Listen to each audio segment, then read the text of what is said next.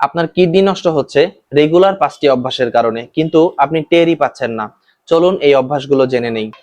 1. অতিরিক্ত লবণ খাওয়া। আপনি যদি প্রতিদিন অতিরিক্ত পরিমাণে লবণ খান আর এই অভ্যাসটি যদি আপনার দীর্ঘদিনের থাকে, তাহলে আপনার শরীরে সোডিয়ামের পরিমাণ বেড়ে যাবে, এবং শরীরে সোডিয়ামের পরিমাণ বেড়ে গেলে প্রেসার হাই হয়ে যায়, যার কারণে কিডনির যে ফিল্টারগুলো রয়েছে, যাকে গ্লোমেরুলাই বলে, এগুলো আস্তে আস্তে নষ্ট হতে শুরু করে এবং এর ফলে ক্রনিক কিডনি ডিজিজ বা সিকেডি হতে পারে। 2. কম পানি পান করা।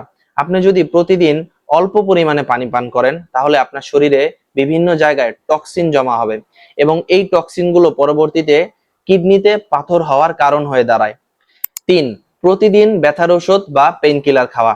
আপনি যদি প্রতিদিন NSAID জাতীয় ওষুধ বা প্রতিদিন পেইন কিলার খেয়ে থাকেন, তাহলে আপনার কিডনিতে সঠিকভাবে রক্ত চলাচল করবে না, যার কারণে আপনার কিডনি ইনজুরি হতে পারে, যাকে অ্যাকিউট কিডনি ইনজুরি বলা হয়। 4. প্রস্রাব ধরে রাখার অভ্যাস।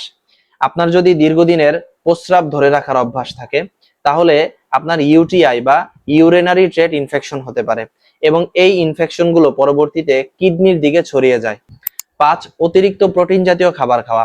আপনার যদি প্রতিদিন অতিরিক্ত প্রোটিন জাতীয় খাবার খাওয়ার অভ্যাস থাকে, তাহলে কিডনিতে অতিরিক্ত একটা চাপ তৈরি হয়, যার কারণে কিডনি ক্ষতিগ্রস্ত হয়ে গ্লোমেরুলোনেফ্রাইটিস হতে পারে। প্রিয় দর্শক, কিডনি যদি একবার নষ্ট হয়ে যায়, তাহলে পুরোপুরি ঠিক করা কঠিন। তাই এই অভ্যাসগুলো যদি আপনার মধ্যে থাকে, তাহলে আজকে থেকেই আপনার এই অভ্যাসগুলোকে বদলান, এখনই সচেতন হন এবং আপনার কিডনিকে সুরক্ষিত রাখুন।